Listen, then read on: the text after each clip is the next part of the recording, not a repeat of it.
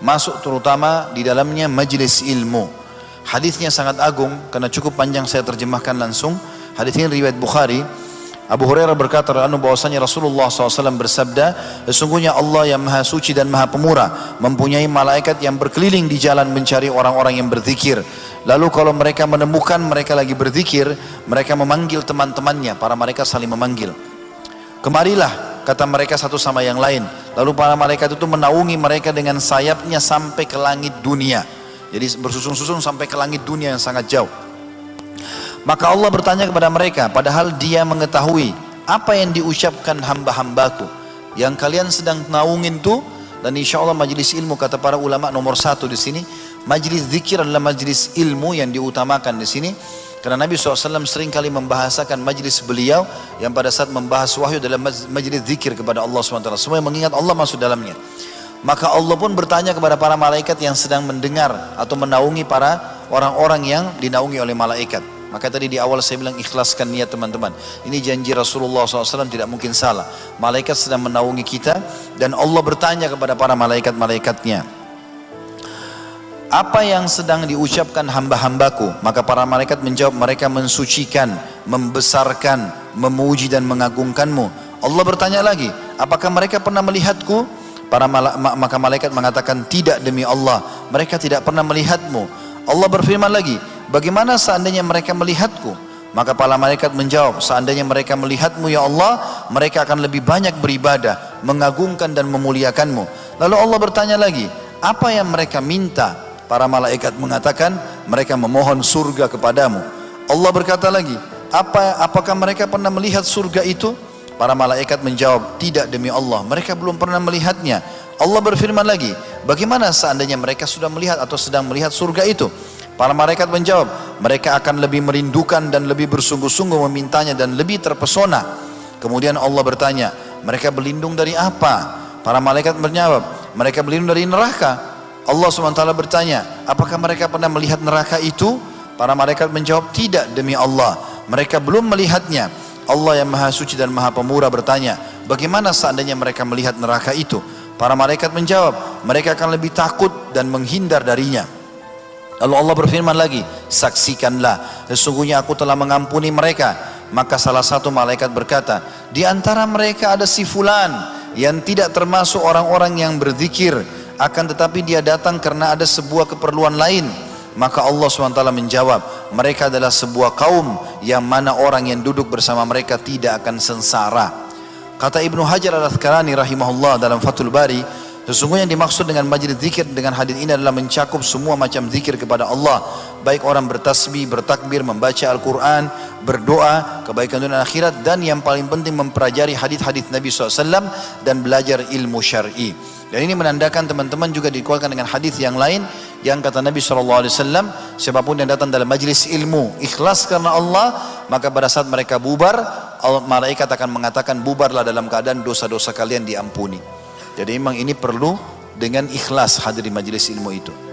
Juga teman-teman sekalian, ada hadis yang lain mulia mengucapkan zikir la ilaha illallah.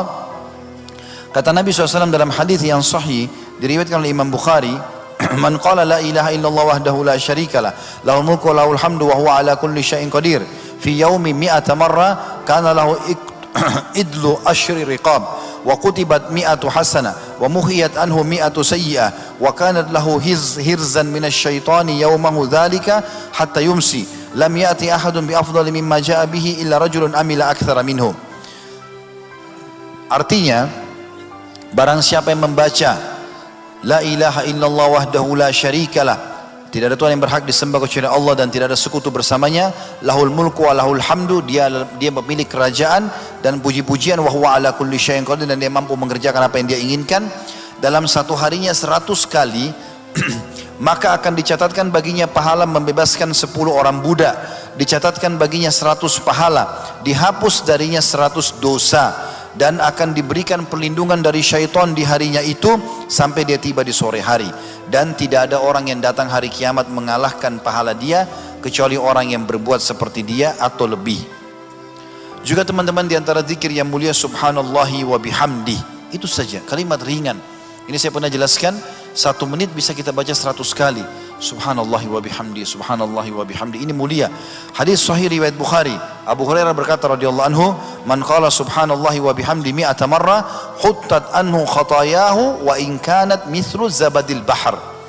Siapa yang mengucapkan subhanallahi wa bihamdi, maha suci Allah dan segala puji baginya 100 kali dalam sehari, akan digugurkan, dileburkan semua kesalahannya walaupun sebanyak buih di lautan. Ini 100 kali sekitar 1 menit. Lagi lampu merah, lagi di jalan, lagi tunggu antri lift, lagi belanja di pasar, bisa diucapkan subhanallahi wa bihamdi sampai 100 kali.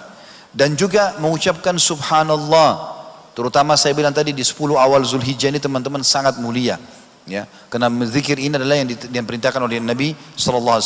Dalam hadis yang sahih riwayat Muslim, Mus'ab bin Sa'ad radhiyallahu anhu berkata, kunna inda Rasulillah sallallahu alaihi wasallam faqala ayajizu ahadukum ay yaksiba kulla yawmin alfa hasanah fasa'alahu sa'ila min julasai kaifa yaksibu ahaduna alfa hasanah qala yusabbihu mi'ata tasbihah fayuktabu lahu alfu hasanati wa yuhattu anhu alfu atau yuhattu alfu khati'ah. Kami pernah berada di sisi Rasulullah SAW lalu beliau bertanya, apakah seseorang di antara kalian tidak mampu memperoleh 1000 pahala dalam sehari? Maka kata para sahabat, atau apakah kalian tidak mau mendapatkan 1000 pahala dalam sehari? Kata para sahabat, bagaimana bisa kami mendapatkan 1000 pahala ya Rasulullah? Kata Nabi SAW, bertasbih 100 kali, subhanallah, subhanallah, subhanallah 100 kali, maka akan ditulis baginya 1000 kebaikan dan dihapus darinya 1000 kesalahan. Yang terakhir teman-teman, yang ke-15 adalah berbuat semua jenis amal saleh, terutama bakti dengan kedua orang tua. Ini berbuat baik saja, senyum dengan orang tua, menyiapkan makanannya, mengucapkan salam, menanyakan kabarnya, menghilangkan kesusahan, memenuhi kebutuhan, semua berhubungan dengan orang tua ini. Ini bisa membersihkan dosa-dosa. Bahkan sebagian ulama mengatakan di antara hal yang sangat mudah membersihkan sisa dosa besar, bakti dengan orang tua. Dalam sebuah hadis atau riwayat yang sahih dikatakan bahwasanya ada seseorang pernah datang kepada Abdullah bin Umar radhiyallahu anhu lalu berkata, saya baru membunuh orang dan saya merasa itu dosa sangat besar karena orang itu tidak bersalah. Saya bertaubat kepada Allah. Kira-kira apa langkah yang paling cepat membuat dosa saya dimaafkan? Maka pertanyaan Abdullah bin Umar, apakah kedua orang tua masih hidup? Kata dia, tidak ada lagi. Tidak ada ayah, tidak ada ibu. Lalu dia mengatakan, kalau begitu pergilah dan bertobatlah kepada Allah, kemudian beribadalah sampai ajal datang. Lalu Atha bin Abi Rabah, salah satu perawi hadis ini mengatakan, wahai Ibnu Umar, saya ingin bertanya, kenapa anda tanya ibu dan ayahnya?